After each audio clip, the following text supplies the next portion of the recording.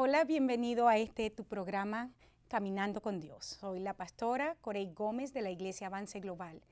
Siempre es para nosotros de muchísima bendición compartir con ustedes la palabra y no solamente es de bendición, pero es una gran responsabilidad. Como gente de Dios sabemos que hemos sido posicionados para un tiempo como este, para traer una palabra que produzca la vida de Dios en el oyente. Y nuestra oración definitiva y radical es que el Señor pueda usar cada uno de estos espacios, no solo de tu programa Caminando con Dios, pero cada uno de los espacios que tenemos, que sean realmente de edificación, que sean de consolación y que sean de exhortación para tu vida. Hoy quiero iniciar una nueva serie preparando a la novia. Quiero ver características de la novia del Cordero, de la esposa del Cordero, que es otro de los nombres que se le da en la Biblia, del cuerpo de Cristo. Quiero verlo basado en el libro de Génesis capítulo 24, en uno de esos relatos hermosísimos que encontramos, que es una de las experiencias del padre de la fe, de Abraham.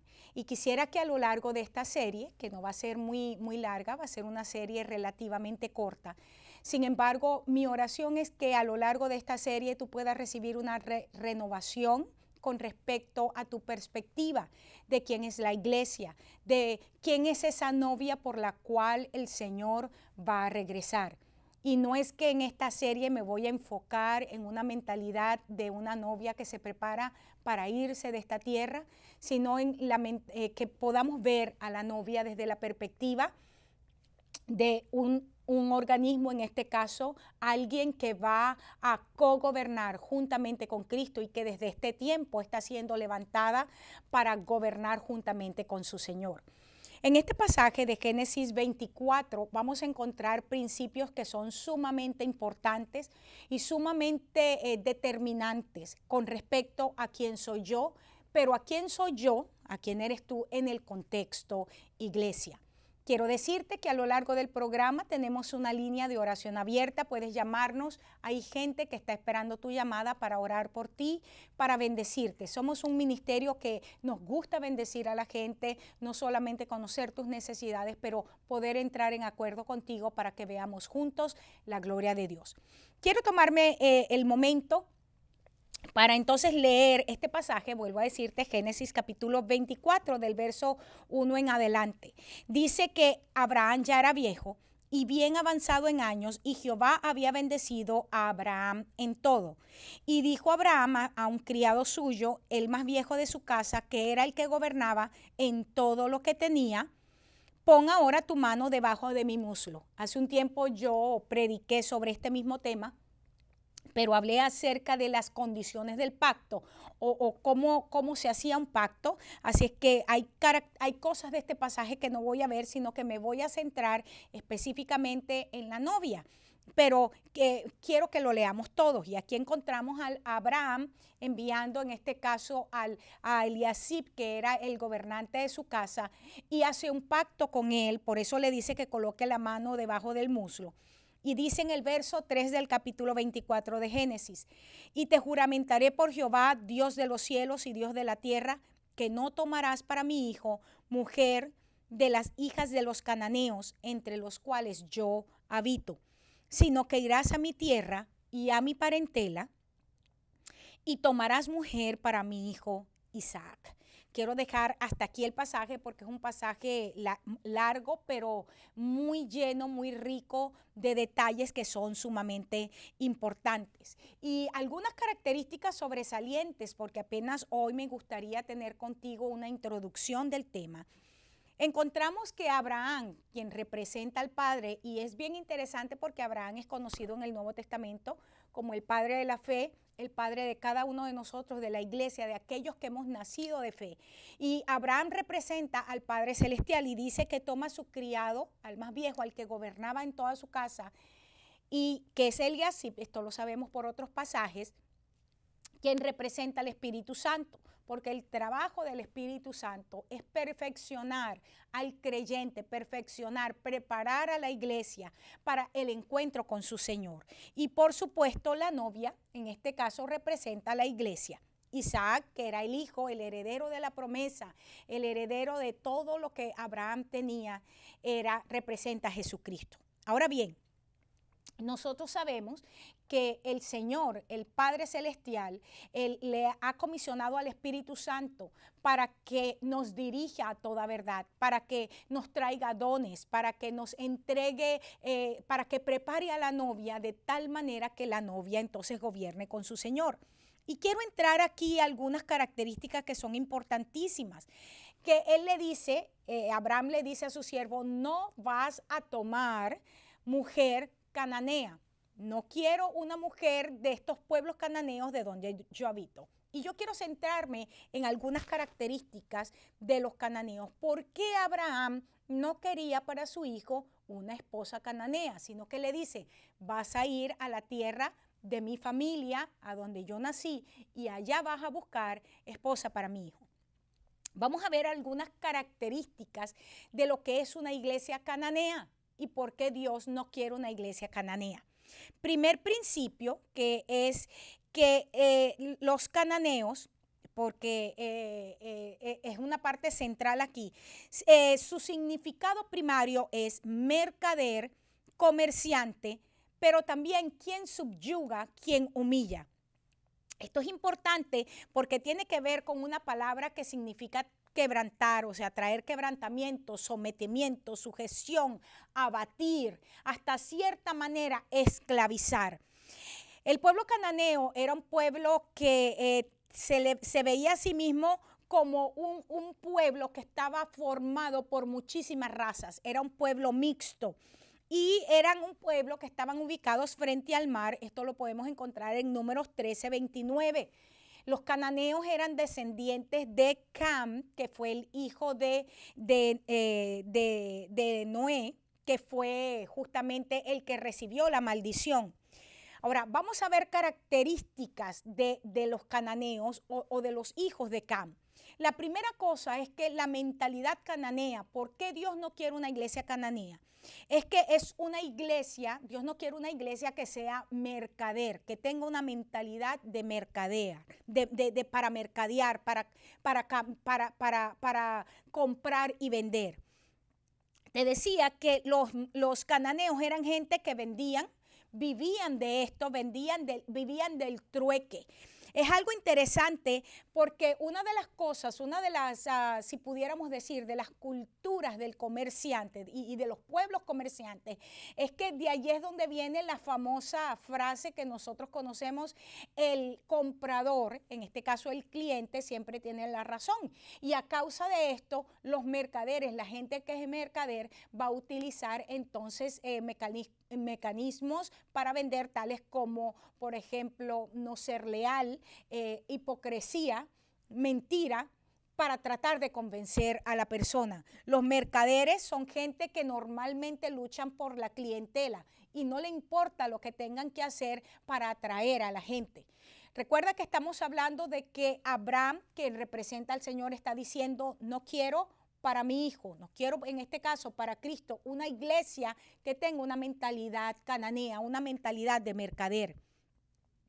Significa una iglesia con una mentalidad donde entonces se predica solo lo que a la gente le gusta. ¿Por qué? Porque un mercader es aquella persona que solamente va a presentar al comprador las áreas de interés. Y estamos en un momento, hermanos, donde estamos enfrente y estamos mirando con nuestros ojos una iglesia que está tratando de venderse al mejor postor, una iglesia que está tratando de buscar prosélitos fundamentada o basada en lo que la gente le gusta oír, en cómo la gente le gusta sentirse, cuáles son los espectáculos más llamativos. Y esta es la razón por la cual encontramos que la iglesia de este tiempo no es una iglesia de acuerdo al corazón de Dios, sino una iglesia que simple y llanamente ha asumido, vamos a decir, formas del mundo para atraer a las personas. Y el Señor está diciendo, no me gusta una iglesia cananea, no quiero una iglesia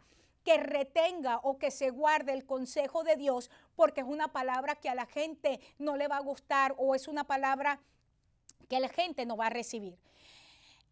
Yo creo que a partir de aquí, nada más a partir de la primera característica que vamos a ver de lo que es la mentalidad cananea, Vamos a sacar y vamos a extraer principios que nos van a dejar impresionados, porque creo que vamos a dibujar muchísimo de lo que yo llamo la iglesia paralela, o la iglesia que, que se convirtió en organización, que se ha acomodado dentro de lo que es el mundo o el gobierno humano, se ha acomodado y se ha convertido simplemente en una estructura que hace que las estructuras del mundo permanezcan en pie, porque se ha convertido a sí misma no en un vehículo para traer la gloria de Dios, sino para mantener el status quo de gente que le interesa sus propios niveles de comodidad, sus propios niveles de consumismo. Y qué importante recordar la palabra: no quiero una novia cananea para mi hijo.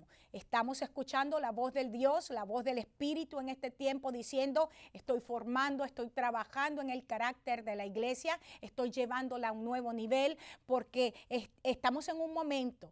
Hemos entrado al final de los últimos tiempos, y no me estoy refiriendo, hermanos, que Cristo llega mañana, como la mayoría de la gente en este momento está predicando.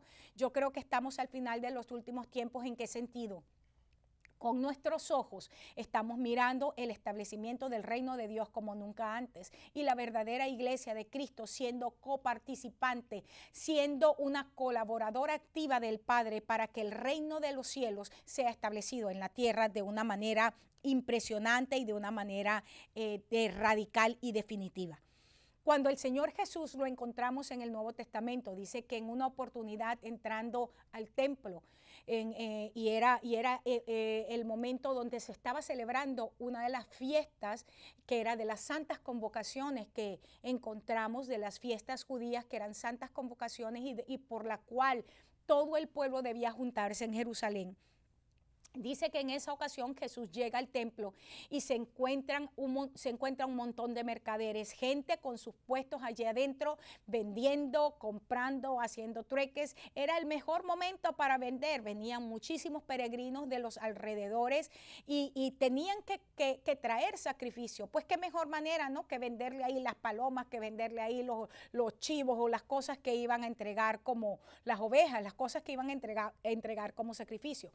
Pero qué cosa tan interesante cuando vemos a Jesús, cuando vamos a decir, y si me permites utilizar esta frase, encontramos a Jesús de alguna manera dejando mostrar o mostrando de una manera muy sin lugar a dudas un aspecto de su carácter que no habíamos visto hasta ese momento. Y sé que el Señor se molesta profundamente y empezó a tirar aquellas mesas, y dice que se sacó, empezó a darles de latigazos a aquellos y les dijo: esta es casa de oración.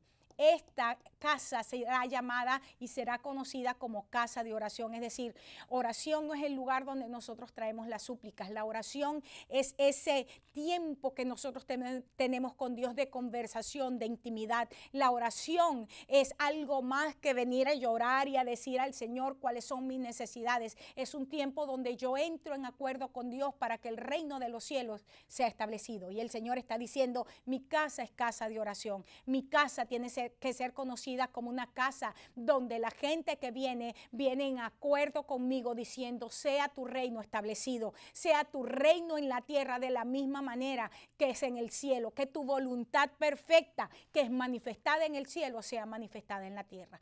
Y entonces dice que el Señor sacó a aquella gente de allí. Me parece interesante que a nivel natural una de las cosas más increíbles que vemos en este momento es un pueblo, y no solamente me refiero al Israel natural, pero estoy hablando también de la iglesia, el Israel el espiritual, un lugar donde compramos y vendemos la unción, donde mercadeamos con las cosas del Señor, donde es tan fácil escuchar decir a los ministros del Señor: si me das tanto, entonces yo te vendo el milagro o yo te vendo la oración. Por tanto, creo que la voz del Señor está resonando de la misma manera en este tiempo. Mi casa de oración será llamada y tiene que ser así conocida. Es importante que en Primera de Corintios 3 encontramos una iglesia que fluía en los dones, era una iglesia que fluía de una manera impresionante en lo que era el hablar en lenguas y todas estas cosas. Y sin embargo vemos una iglesia que a pesar de todo el carisma, a pesar de todos los dones que estaban allí en funcionamiento, era una iglesia con un fuerte problema en lo que era su estructura de gobierno y era una iglesia con serios problemas de desorden. Y encontramos que Pablo entonces se ve obligado a traer regulaciones y se escribe la carta a los Corintios es justamente para traer orden en medio del desorden. Y una de las cosas es como que ellos tenían era el desorden con respecto a la palabra. Yo creo que estamos en un momento muy similar. Una iglesia que ha aprendido o mejor dicho, se ha acostumbrado a ver un mover de Dios con respecto a señales, milagros y prodigios. Pero esto es algo que yo he dicho en otros momentos y quiero volverlo a repetir en este momento.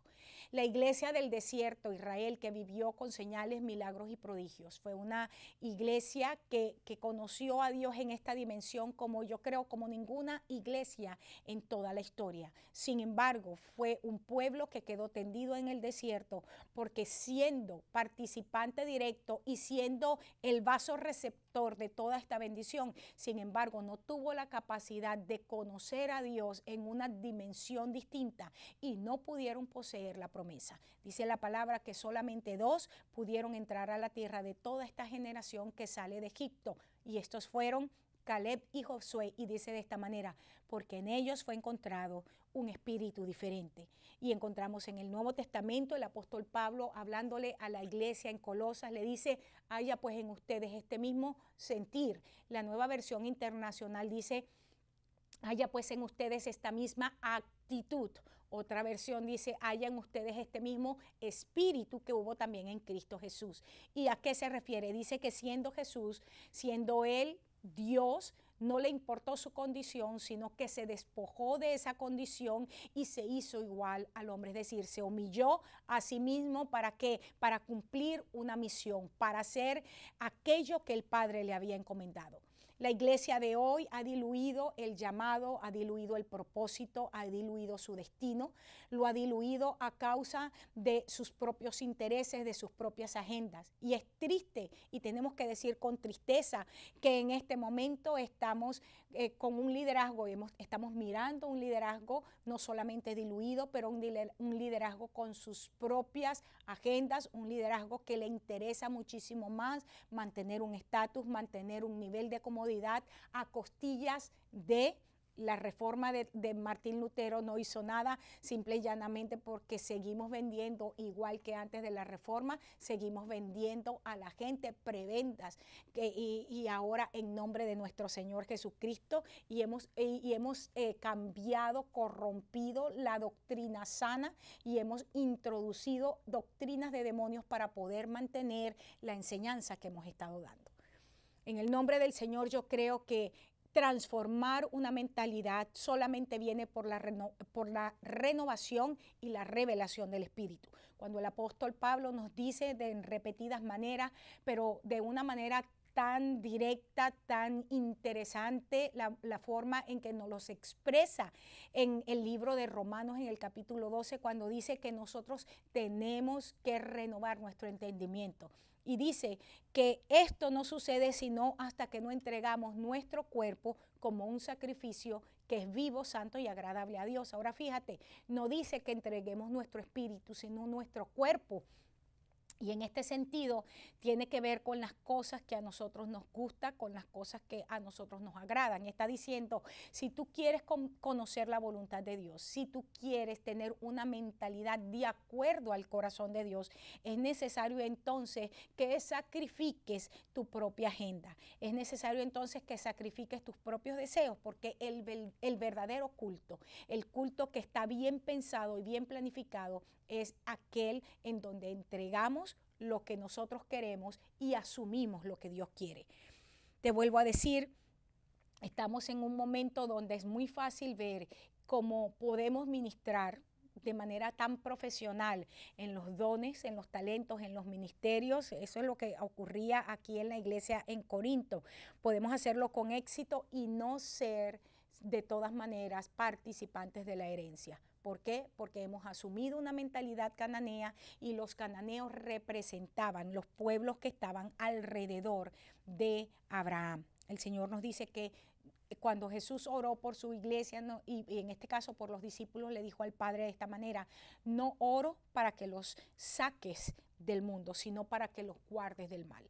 La oración del Señor sigue siendo la misma en este momento por cada uno de nosotros como iglesia. La oración no es: Señor Jesús, ven y llévanos de esta tierra, aparece de una vez, que se acabe todo, acaba todo con fuego. No, el Señor sigue diciendo lo mismo. No estoy orando, iglesia, por ti para que venga el Padre y te saque del mundo, sino para que les guarde del mal. ¿Y qué significa eso? Significa que nuestro corazón, significa que nuestros sentidos puedan ser guardados plenamente por el poder del Espíritu Santo y que podamos mantener la virginidad. Y la virginidad no es un asunto sexual a nivel natural solamente. La virginidad es primordialmente una condición de la mente.